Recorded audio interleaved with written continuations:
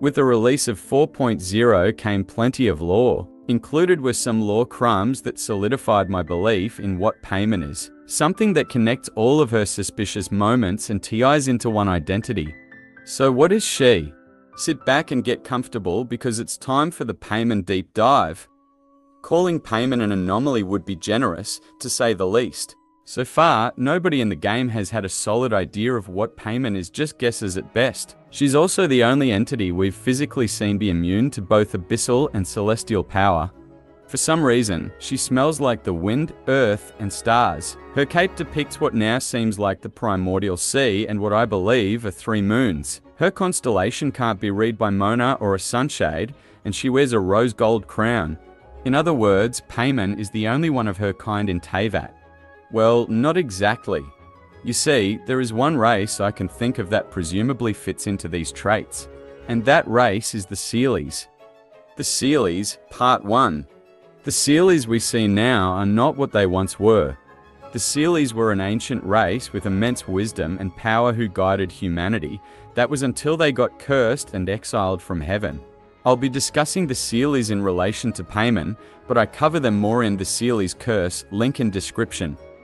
And before you say all Seelies have horns, they don't. The Electro-Seelies don't have horns, and the heads with horns are those of an adult Seelie. Just throwing that out there before we start.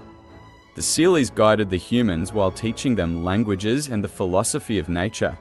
In case you didn't know, Paimon is the one who taught the traveler the language of Teyvat, and she constantly teaches them things about Teyvat.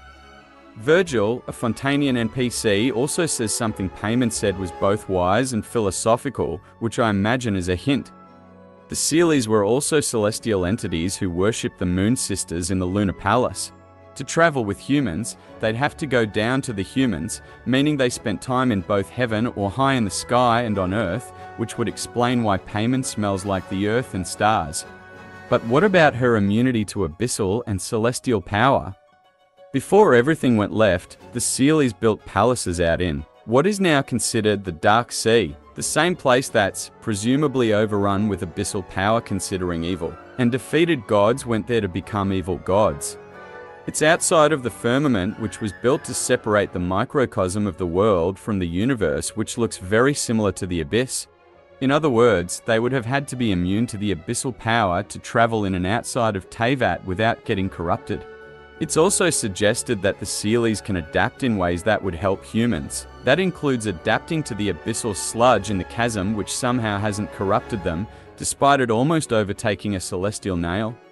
Since the Seelies were cursed to lose their forms, we can't look at their appearance for similarities other than their capes, but we do have the Pale Princess and the 6 Pygmies. According to the book, Seelies had pale skin and light hair due to their nourishment by moonlight and lack of sunlight. Not only does Paimon have both pale skin and light hair, the Aranara constantly talk about her being silver like the moon.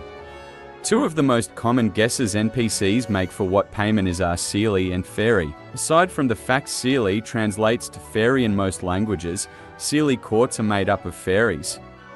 And you know how Pain has a starry constellation? Contrail? The Seelie husks have what I would argue is nothing less than a stardust. Contrail. According to Paimon, she didn't get into trouble before she met the Traveler. That was until some strange whirlpool caught her and sucked her out to sea. When I hear this, 3 possibilities come to mind. 1. Paimon fell from heaven like how Child fell into the abyss. 2. Paimon fell from the abyss onto Teyvat. Or 3. Paimon was on a piece of land in the Dark Sea until she somehow got sucked up over to where the Traveler fished her up. I wouldn't be surprised if someone purposely sent her there to guide the Traveler, even though I doubt she'd know. But I can't ignore one of the most suspicious things about Paimon, her crown. There are no mentions of regular Seelies wearing crowns, but Paimon's been wearing a crown since before she was fished up. So why does she have one? Because she isn't just any old Seelie. The Ancestor Seelie, Part 2. In Liu folklore, there was an ancestor Seelie who fell in love with an outlander. The 2 got married at the Lunar Palace with the 3 Moon Sisters bearing witness, and 30 days later, a calamity befell them as punishment. This was because the Sealies were born with a curse to never fall in love. If one did, they'd lose their forms and wisdom as punishment. There are a lot of sources that contradict themselves, but I believe there were multiple Sealies, but only one primordial Sealie who came before the others. So would it be far-fetched for her to have a crown? A primordial Sealie tasked with leading the Sealies, although answering to the Moon Sisters and Primordial One?